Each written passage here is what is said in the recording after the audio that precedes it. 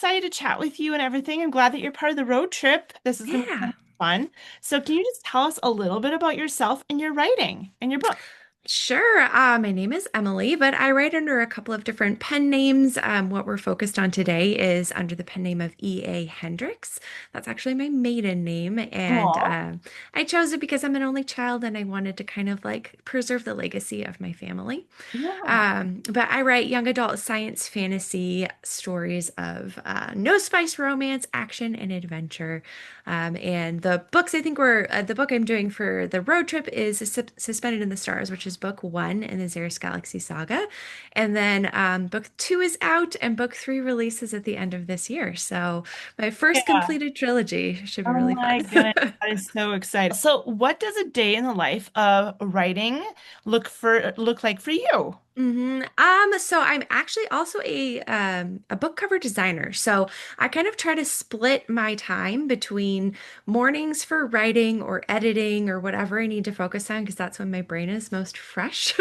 Right. And then in the afternoons to sometimes evenings, actually a lot of the times evenings, I will shift over to design work or maybe sometimes during the morning too, I'll throw in some like marketing or Instagram things and stuff like that. But I try to be consistent with that, but I just came out of a heavy season of editing my third book, which is the size of like two books. So Oh, wow. I find that in those like I kind of need a break now, like not think about writing. So I've Yeah. been doing a bit more of like design during the days, and then the bug will bite me and I'll be like, okay, I need to get back into a story.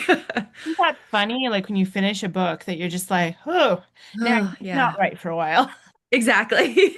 Like a love-hate relationship writing, I feel like. hmm You hmm just finished up the edits of book three? My personal edits. So I wrote it in about 4 months, but there was kind of a break in between because I think it was like around Christmas and just, the beginning of the year. And then I also ran a Kickstarter. I've Kickstarted each of the books. Cool. So for the third book, though, I was still writing it in the midst. I was like trying to finish it in the midst of the Kickstarter, and it just swelled to a very large 867 Oh my pages. goodness, it is like So it's very gigantic then. long.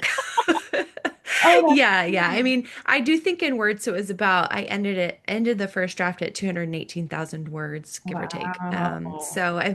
I was really focused on culling as much of that as I can. And the sad thing, but also maybe something that's helpful for anyone who's a writer to note is that like just cutting out stuff that I didn't really need, and I'm not even talking scenes, I'm just talking about phrases and words.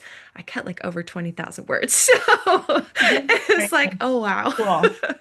Wow. Yeah, it's crazy when you go back over something and you see how many times you say certain words Yes. repeated. It's like, oh, I did it again. I know, I can because I write in first person. So it was at least for this series. But yeah, it was a bit eye-opening. But at the same time, I've learned to kind of allow myself that because if I'm going to stop myself in the middle of drafting and think like, oh, I just said I know, sometimes if I see it, I will definitely take it out. But I Okay. think it's better to let my brain just go. Let it do Yeah. its thing and then fix it later. And what inspired this story idea, Yeah.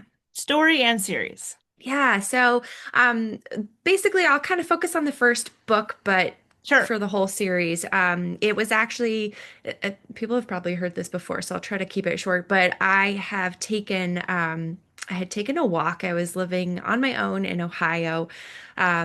Long story up to that point, but I love to walk, I love to hike, and I was in the woods and I had this idea of like I saw in my head a girl like kind of suspended. In like this, like kind of with like an atmosphere, or whatever, like a kind of like an arena in a sense, with Cool. like the stars above her. And I thought, like, man, wouldn't it be cool if there was a circus in space? And what if there Oh, was a spy involved in some of that? And so that actually, I thought I was writing the prequel to this story because I blogged it on my blog, wrote it on my blog for a month in 2020 okay. with one of my best friends. We were kind of like doing stuff at the same time and like, oh, let's write on our blogs a story. And I Cool. thought, oh, this would be a great, like, intro to the series. And then as I continued to write it, I was like, nope, this is book one. So I like to say that it's The Greatest Showman meets Star Wars, and it's about a circus in space where my main character, Tally, is hiding in the circus, and Renner is a rogue soldier on the run, and they team up to save the Oh, galaxy. do you So. get some inspiration for your writing from your state? That's a good question. So I have lived in Indiana for 3 years now, well, over 3 years. Oh, Originally I'm from extreme Northern California, so it's a cool. bit of a change I'm to the sure. Midwest for me, but I really love it here. And I don't know necessarily because my books are set in space. I Right. don't know that they're inspired by it, but I will say that especially taking walks in my neighborhood and just the kindness of the people in this area definitely like inspire me to write. And I would say like the themes of my story are very like I want them to be heartwarming in the Yeah. same way that they're action-packed and fun and, adventurous. I want my characters to just be like these kind people who I've met here, where, yeah, there might be some bad guys, Yeah. but you're sticking up for one another, you're helping your neighbor, you're creating kind of like I love found family, and that is a big Yeah. theme in most of my books. So I think that that's kind of represented here, and I didn't even realize it, until we moved. And I was like, wow, the Midwest is so kind. Everyone's Yeah. so kind. So Yeah. Oh, I love that. And I love that you kind of found that found family in the Midwest. I love yeah. that. I'm up in North Dakota, so Mhm. it's the same here. It's so funny how the Midwest has is this Yeah. big chunk of land, but everyone I mean is really different, but really much the same.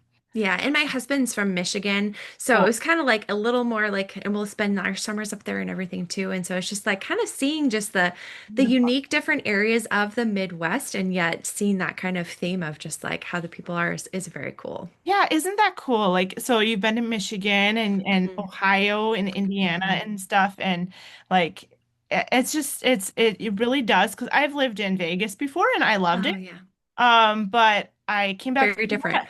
It's very different. Yeah, Yeah. it's very different, and its culture of the Midwest is very like, okay, I'm gonna give you a big bear hug sort Yes, of feel. yes, absolutely. And I mean, being from, so it's, I like originally, like I said, I grew up in Northern California, but we were living in a very small town, very rural, Yep. even though it was on like the interstate. So it definitely felt like not your traditional California experience. And then I lived in Southern California for 8 years before I moved away. And that was definitely more of like kind of what you'd expect from, oh, Southern California. The beach was still like 40 minutes away, but it was hard to see your neighbors. It was hard to get like connected with them. No fault of California, just that's the way that it kind of is. Right. And it's so different here. And so I love that we can just look out and like, oh, there's my neighbor walking her dog, things like that. It's just Yeah. it's a very comforting kind of thing. And I think especially as I it sounds old, but as I get older, I appreciate it more, I think. Right, right. Oh, that's so funny. I love that. And I love that too, like where, like you wrote like Circus in Space, and that is definitely not Midwestern at all, which Right. is totally great. But I love that you can pull from the characters, the people that you see and the feeling, that found family feeling, Mhm. and be able to put that into your stories as well. Yeah, yeah. And I hope that it makes it accessible in a sense, because I know that like science fiction can sound a little intimidating to people. And I always like to say, like, if you like young adult fantasy, like you'll understand. I might just use some Right. weird terms that I've made up, but I think it's more the backdrop might be a little galactic. Okay. But Yeah. like the heart, right? And I think that's why we love the stories we do, whether it's fantasy or contemporary or mystery or whatever. Is like we fall in love with the characters and how they approach like their story. And so I think that can be true for anybody. But Love that. I love how you worded that because it's so true. And so when it comes to writing these stories that are science fiction set in space and like a galactic circus, Mhm. how did you build that world? Because that is Mm. definitely creating something new. And like Mhm. how our world has its own like rules and gravity and like different Mhm. rules. that work in our world. How did Mhm. you go about creating that? So if you've ever watched Star Trek, I feel like you'll feel right at home in my books. And I Perfect. love Star Wars as well. And that's I think to me that's why I really leaned into the science fantasy aspect of it, which is definitely not a category that I think a lot of readers recognize, but I think it's a lot more like moviegoers will really understand it because when I say Star Wars or even Marvel, most of Marvel movies are like science fiction and fantasy like Yeah. interwoven. I really enjoy that. And so to me, it was very important to have a world that was not really science-based because I am not a math person or a science person, Right. but more the like the dropping into the setting of you've got space, you travel to different planets, and so that gives you that kind of like, oh, in a fantasy like Lord of the Rings, you're maybe going to a different area wherever you're at. And so it's kind of like that. You're just traveling to a different planet instead. So I try to be really immersive and in each planet have its own culture, its own backdrop, I guess, that's a little different than the next one. I don't dive too deep into some of them, but if there's like a character from that planet, then they've already got a connection there. So you can kind of like build up through their backstory and their history. Yep. But then like also just there's some fun like space station stuff where people, and it's very I know there's stuff that wouldn't really be possible, but hey, who knows? It could be maybe future science or whatever. There you go. All But right. it does feel a little bit like you're, kind of walking on to the set of Star Trek, I guess, in some ways. And then with that like different kind of background of each different planet. I think it's just fun to me. So to me, that was kind of what it was about, is that there's a bit, and I see all of my like there's a bunch of different stories I'm writing in different universes, or I Cool. guess in different worlds, but in all in the same universe. And so to me, it's kind of there's a basis of the terms that I use, the materials that are used, like things, like plastis instead of plastic or whatever. Cool. And so I just keep that consistent. So I'm trying to build like an entire world. So whatever story you pop into, it will feel familiar because it's in my universe. Right. But yeah, so that's kind of I do think through all those things, but we'll have to see if Ah, it translates. that's awesome. That's really cool.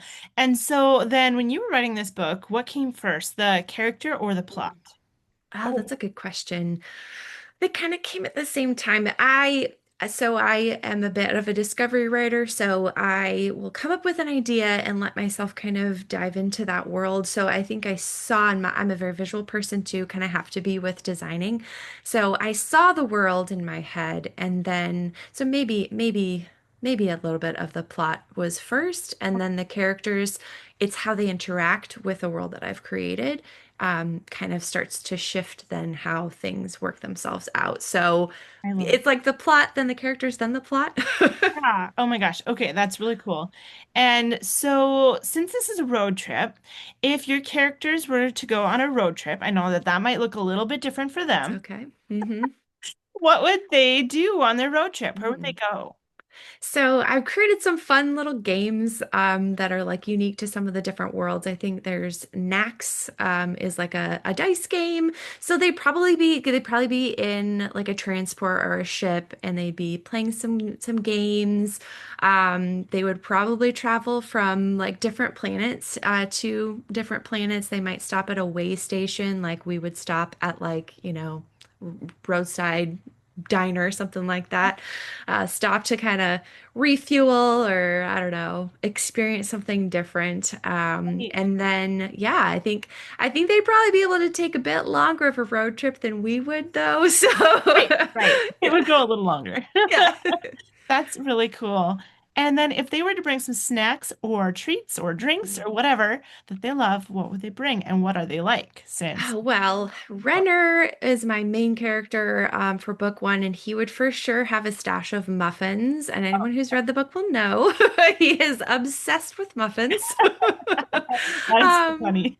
yeah, and then Tally, she likes, I call it Chorus 6 ice cream. So she would definitely have some of that stocked. In my world, there's something called the course machine. And it's basically kind of like a Star Trek thing where you'd be able to order whatever you want. It's not quite the Oh, same okay. taste, but that's so she'd be ordering that pretty much on repeat. Oh, that's so awesome. And So if if you funny. were to go on a road trip, what book would you bring with you? It's your Mm. favorite book that you go back to, comfort read. What would you go Mhm. back to? Gosh, that's a great question. And it's always so hard. It's always so hard to Right. pick one. I know. And actually, I think it's missing from my shelf right now because I've pulled it out for a video. But I'd probably bring Red Rising. It's not Cool. necessarily a comfort book, but I mean, comfortable for people when they're reading it. Right. But I just really love Pierce Brown's writing, and I love his world, and it's got that kind of like science fantasy feeling. So I'd probably bring that. Exciting. Okay, I love that. And then, so for Indiana, would you, like, if people were to come to Indiana for vacation, or if they decide, hey, I don't know what Indiana's like, I'm going to go there, what are some different things that you would recommend people should check out? Well, that's a great question. And since I am still new to the state, I will start off by saying like the town that I moved to is awesome and very cool. It's called Awesome. Columbus, and it's known for its architecture. So we have just like amazing, just monuments of architecture here. There's specific bridges, buildings, and I'm gonna not remember their names, but like famous architects, the mid-century modern. And there's just multiple houses around that are just like architectural wonders. Okay. So, I mean, it's small, yes, but I mean, small. Okay, to me, it's really not small because I came from a very small town, but Yeah. it's like maybe 5,800 or 58,000 people, I think, something like that. So there's not maybe a ton to do, but I do love Columbus. But I know there Larry Bird is really big here. I'm not really a sports person, so but I know that there's a whole town and his house is there. That's funny. Um, but like you're gonna see a lot of cornfields, you know. Indianapolis is obviously the destination I think that most people would come to the area for.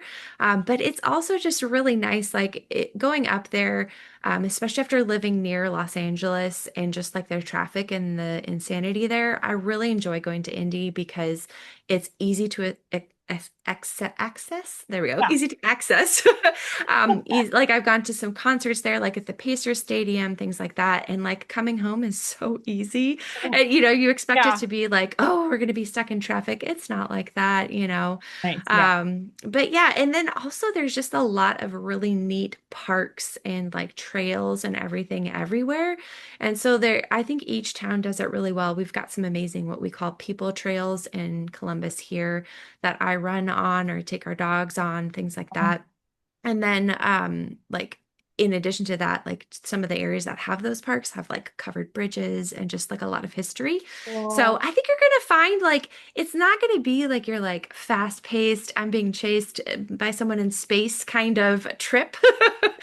But it's something that I think people who enjoy a little bit of a slower pace or are willing to kind of look for like the hidden gems are really going to find some really cool stuff here in Indiana and a lot of corn and popcorn, which is like my favorite snack. So, Yeah, bonus, right? And then with that, since you said snacks, Mhm.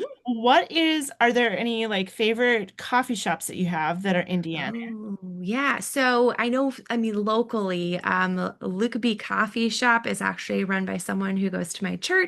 They've got Cool. two locations in our town. I go there often to write. I write with my friends there. Obviously, drink a lot of coffee there.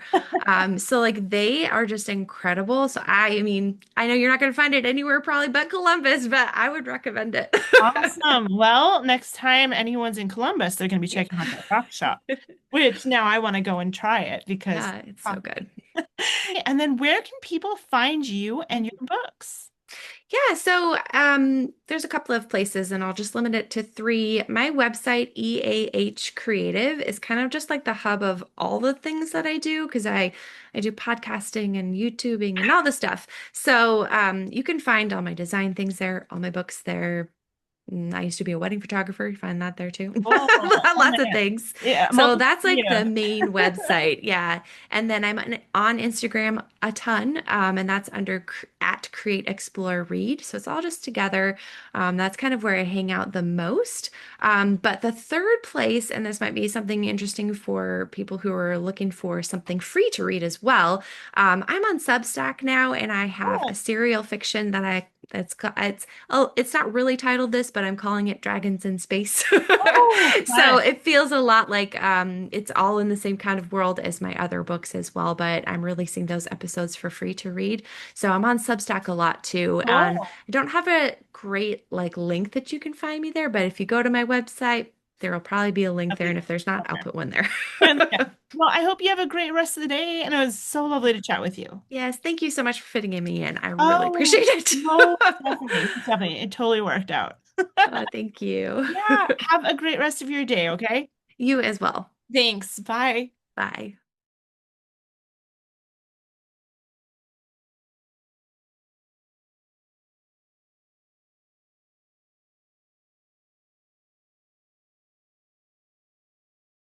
Thanks for riding shotgun on the Romance Reading Road Trip. I'm so excited for you to be joining this journey with us. Be sure to go down to the video description below and sign up for the passport. You're not going to want to miss out on it.